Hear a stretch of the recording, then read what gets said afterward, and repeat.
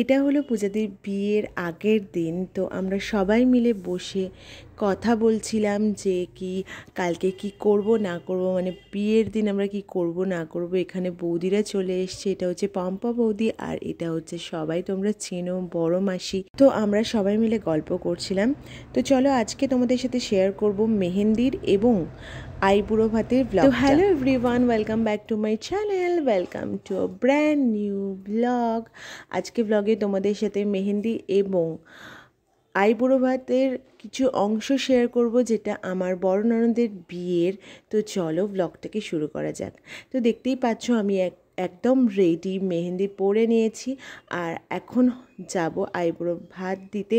তো চলো যাওয়া যাক। এদিকে কিছু জনের এখনও মেহেন্দি শেষ হয়নি, যেমন পায়েল দিদির এবং সুরাজ দাদার। দেখতেই পাচ্ছ এত মেহেন্দি আর্টিস্টের উপর চাপ হয়ে গেছে যে পায়েল দিদিকে সুরাজ দাদাই মেহেন্দি পড়াচ্ছে। বাই দ্য ওয়ে, পায়েল দিদি একজন যা হন, যে বড় মাসিকে দেখালাম ওনারই বড় বৌমা হলো পায়েল দি। দেখতেই পাচ্ছ সবাই মিলে মেহেন্দি করার জন্য বসে আছে আর সব এখানে মেশোরাও বসে আছে। এরা তো আর মেহেন্দি করবে না। তো পূজা দিয়েও রেডি হয়ে নিয়েছে আইবুড়ো ভাতের লুকে। এবার আমাদের আইবুড়ো ভাতের অনুষ্ঠানটা উপরেই হয়েছিল, মানে ছাদে হয়েছিল আমাদের আইবুড়ো ভাতের অনুষ্ঠানটা, ছাদের মধ্যে। দেখতেই পাচ্ছ ফ্রাইড রাইস রয়েছে, 5 রকমের ভাজা রয়েছে, মিষ্টি রয়েছে, আলুর দম রয়েছে, পনির রয়েছে, সমস্ত পায়েস রয়েছে, সুন্দর করে সাজানো হচ্ছে দেখতেই পাচ্ছ। আর এটা হচ্ছে গিয়ে বড় মাসিকে আবারও দেখিয়ে দিলাম। আর কিছু কারণে আমাদের বাড়িতে আইবুড়ো ভাত বলো বা বিয়ের অনুষ্ঠানে বলো সব কিছুতেই নিরামিষ রান্না হয়েছে। তো যাই হোক, সবাইকে দেখে নাও, সবাই কত সুন্দর করে সেজে গুজে চলে এসছে মানে আইবুড়ো ভাত দেওয়ার জন্যে। যাই হোক, একটা মেয়ের এই দিনটা ভীষণই ইম্পর্টেন্ট হয়। আর বিয়ের আগের দিন একটা মেয়ের মধ্যে কত কিছু যে চলতে থাকে সেটা যারা বিয়ে করেছে তারা তো জানোই। আর হয়তো বা সেদিন পূজাদির মধ্যেও এরকম কিছু মিক্স ফিলিংস কাজ করছিল। তো চলো আইবুড়ো ভাতটা দেওয়া যাক। আর পূজাদিকে ফার্স্টে খাইয়ে দিচ্ছে পূজাদির মা, মানে আমার শাশুড়ি মা। আমার শাশুড়ি মা কিন্তু বড় একটা গালা করে খাওয়ায় আর কি।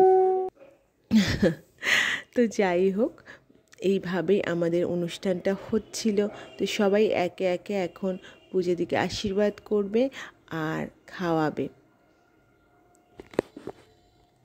শাশুড়ি মায়ের খাওয়ানো হয়ে গেল, প্রণাম করে নিয়েছে পূজাদি। এবার আরকে খাওয়াবে। তো দেখতেই পাচ্ছ আরকে পায়েস খাওয়াচ্ছে।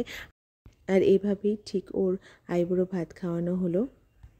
ওকে কেমন লাগছে অবশ্যই করে জানিও ওকে সবসময় খুবই ভালো লাগে। তাও তোমাদেরকে একটুখানি জিজ্ঞাসা করলাম, তোমরাও লিখে দিও ওকে কেমন লাগছে। আর এখানটা দিয়ে কনফিউজড হয়ে গেছে যে পূজাদি কী খেতে ভালোবাসে, কী দিয়ে খাওয়াবে বা কিছু। যাই হোক, পূজাদি এখানে বলছে যে আলু অনেকগুলো খাওয়া হয়ে গেছে আর আলু কিন্তু দিস না, আর আলু খাবো না, এরকম একটা কিছু বলছিল মেবি। আমি এখন দেখছি যে আমি পুরো ভিডিওটা নিয়ে নিতে আমার একদম ভালো লাগছে না। ইনস্ট্রাকশন দিচ্ছে যে কীভাবে খাওয়াবে, মানে কীভাবে ওকে খাওয়াতে হবে, কতটা পরিমাণে খাওয়াতে হবে এইগুলো। তো যাই হোক, তারপরে তো পূজা দিয়ে ওকে প্রণাম করলো। তারপরে তো আমার খাওয়ানোর পালা।